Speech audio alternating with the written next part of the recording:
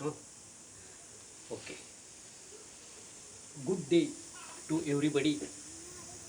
आज या काही या कोरोनासारख्या आजारानं संपूर्ण विश्वाला ग्रासलेलं आहे आणि याच्यामधून बाहेर पडण्यासाठी अजून किती वेळ लागतो याबद्दल अनिश्चितता आहे.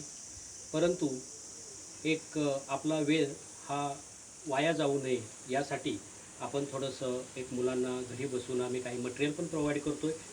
ते मटेरियल सेल्फ स्टडी करत करत काही लँग्वेजची बुक्स आपण रेफर करा. त्याचबरोबर हिस्ट्री, जॉग्रफी, इतिहास, भूगोल ही पुस्तकं पण जरूर वाचा आणि म्हणजे आपला पुढचा जो लोड आहे तो कमी होईल. आता मॅथ्ससाठी थोडंसं सिमिलॅरिटी, जॉमेट्री हा टॉपिक जरा आपण सुरू करू. आणि जॉमेट्रीमध्ये पहिला जो आपला चॅप्टर आहे, एकूण 7 चॅप्टर आहेत. सिमिलॅरिटी, त्यानंतर पायथागोरस थिरम, तिसरा सर्कल, चौथा कोऑर्डिनेट जॉमेट्री, नंतर कन्स्ट्रक्शन, ट्रिग्नॉमेट्री आणि सरफेस एरिया अँड व्हॉल्यूम म्हणजे मेन्सुरेशन. तर या 7 चॅप्टरपैकी पहिला जो सिमिलॅरिटी आहे याच्यामध्ये आता कोरोना संदर्भात क्लास सुरू झाल्यानंतर मी तुमच्याशी भरपूर गप्पा मारणारच आहे. पण आता सध्या मात्र आपल्याला थोडंसं अभ्यासावर कॉन्सन्ट्रेट करायचं आहे आणि म्हणून सिमिलॅरिटीमध्ये एक छोटासा टॉपिक, एक प्रायोगिक तत्वावर, एक्सपेरिमेंट बेसिसवरती मी थोडासा एक टॉपिक आज घेणार आहे आणि तो म्हणजे सिमिलॅरिटीसाठी उपयुक्त असणारा हाईट हा टॉपिक.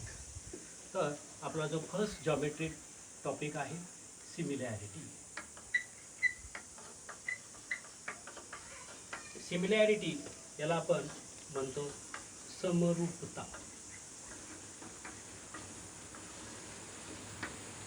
या चॅप्टरची विभागणी, पहिला जो टॉपिक आहे तो ratio of areas of two triangle theorem, second Thales theorem किंवा बेसिक प्रोपोर्शनॅलिटी थिरम, त्यानंतर बेसिक प्रोपोर्शनॅलिटी थिरमचे 2 applications, angle bisector theorem and ratio of intercepts made by 3 parallel lines.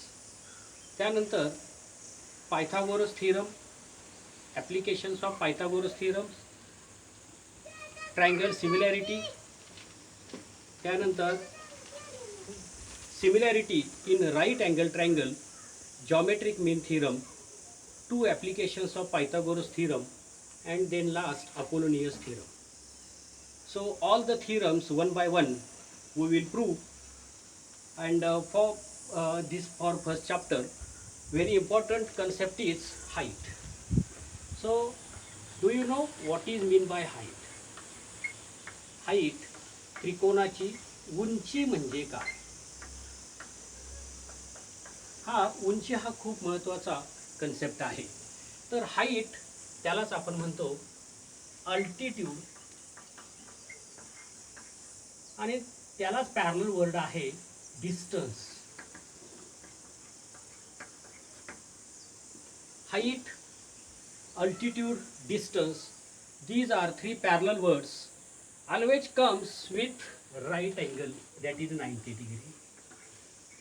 So height, altitude, distance and 90 degree are both sides of same coin. म्हणजे त्या एकाच नाण्याच्या 2 बाजू आहेत की ज्या आपण कधीही विलग करू शकत नाही. आता यामध्ये हाईट जो आहे की त्रिकोणाची उंची म्हणजे काय, what is mean by height of triangle, त्यासाठी आपल्याला थोडंसं इयत्ता 9वी मध्ये जावं लागतं. 7वी पासूनच आपण या संबंधीचा अभ्यास केलेला आहे की कॉन्करन्स इन अ ट्रायंगल म्हणजे त्रिकोणामधील एकसंपात. कॉन्करन्स इन ट्रायंगल्स म्हणजे त्रिकोणामध्ये समजा हा त्रिकोण ABC आहे. ABC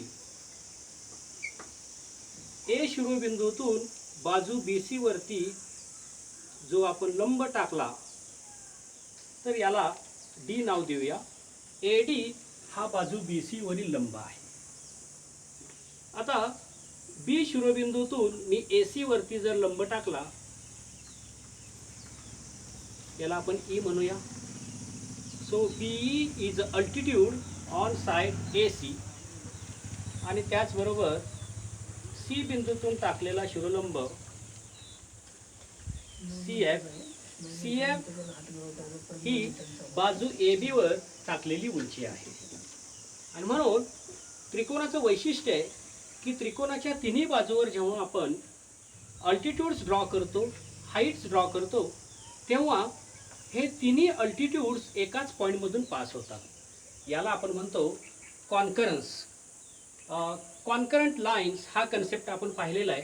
जेव्हा एकाच बिंदूमधून आपण असंख्य रेषा काढू शकतो. We can draw infinite lines, innumerable lines through a point.